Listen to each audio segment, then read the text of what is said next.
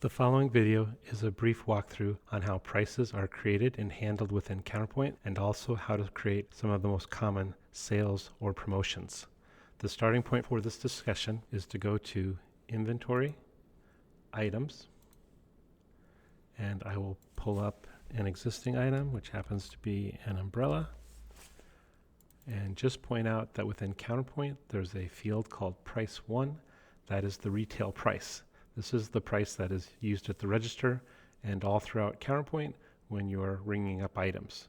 There's a field for regular price that can be used for a number of reasons, and it is not a required field. Some folks use that as a starting point, and then over the course of the season they might edit the price one, or again, this is an optional field. A lot of folks don't put in a regular price. So that's starting point of where prices come from. The next part of the conversation is to go over to Inventory Prices, and we'll talk about contracts, promotions, and special prices. I specifically mentioned them in this order because that is the order in which Counterpoint will evaluate items on a ticket at the time of sale. So we'll start with a contract price rule. A contract price rule most commonly is a sale that is based on who the customer is.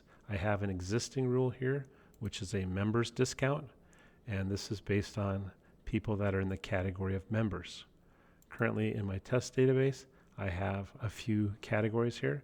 We're going to create a brand new sale contract price, which is for employees. The starting point for that is to give this a new code. I'll call this EMP for employees, and we will create our employee discount. Typically for a contract rule, there is no beginning or ending date, but what does matter is who is the customer. So I'm going to click on my category. I don't currently have a category for employee, but I can easily add one by clicking the add button, and I will create a new category called EMP.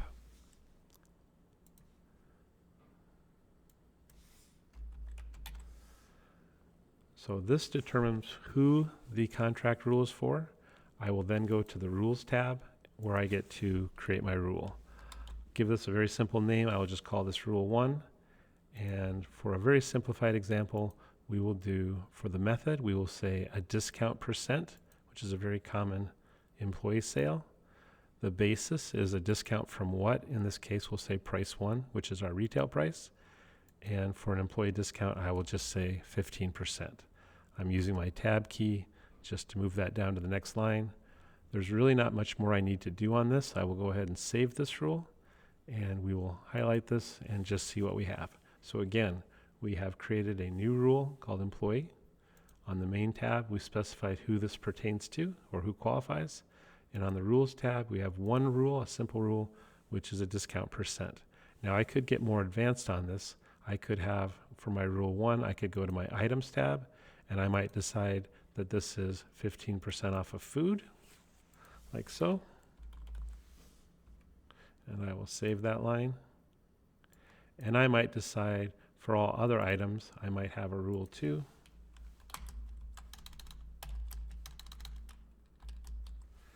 And maybe this is 10% off of everything else. So again, discount percent based off of price 1, and I'll say the remaining items will be 10%. I won't filter for category here because Counterpoint looks at these rules in order, and the first rule that qualifies wins. So let's save what we have here. And now we have created our employee discount.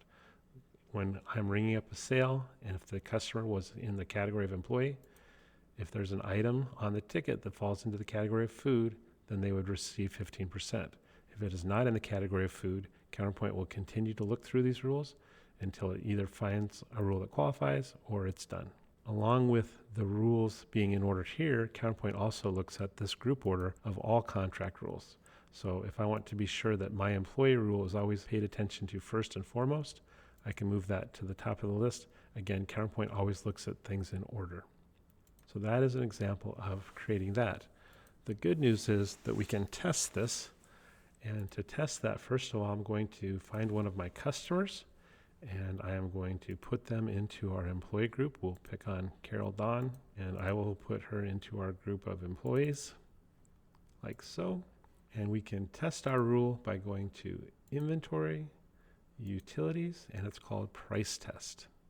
And the great thing about Price Test, you can set up a rule in advance and test in advance using this tool. So let's pick on our umbrella, which I can see here. The standard price is $14.99.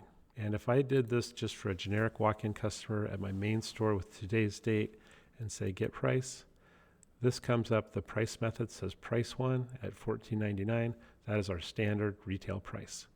If I now change this to our employee, Carol Dawn, and click get price, you'll notice that now the price is now discounted, and best of all, it tells me why it's discounted. So in this case, our contract rule has kicked in, and there's our employee discount. So that is an example of creating a contract rule and how to use the price test utility to test that rule. The next example we will go to under inventory prices is promotions.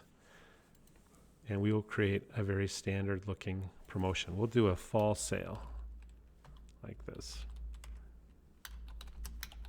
With promotions, typically they are date range driven. And so we will say for our fall sale that we'll say this began in December, and we'll say this goes till the end of the month, like so. On our rules tab, we'll have whatever we want to do.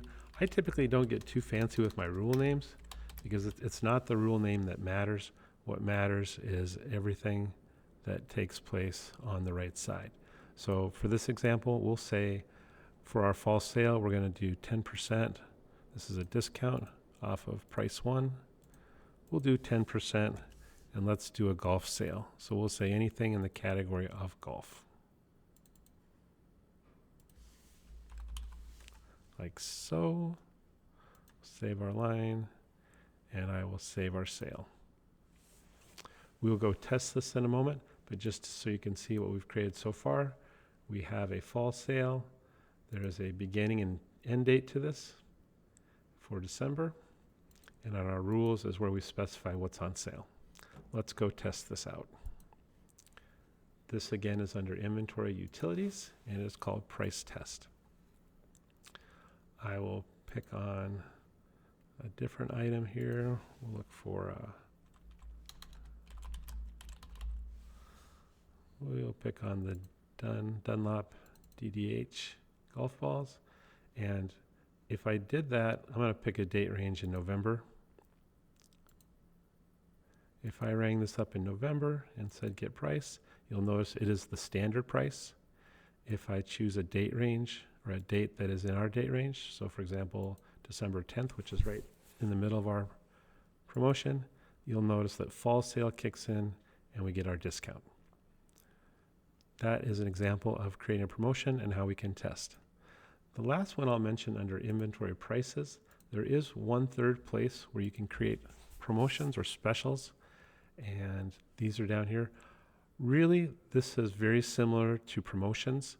The only reason why I might put something down here is simply because Counterpoint evaluates these in the order of contract prices, then promotions, then specials. So if I had a particular sale that was maybe our least strong offer, our lowest offer, I might put that in specials just so it's the last one that's evaluated, so the customer has every chance to have any other specials or promotions prior to that. I won't create one here. This is very similar to promotions, and it follows the same rules. That is a brief walkthrough of creating contract rules and promotions within Counterpoint. If you have any questions, by all means, please reach out to us.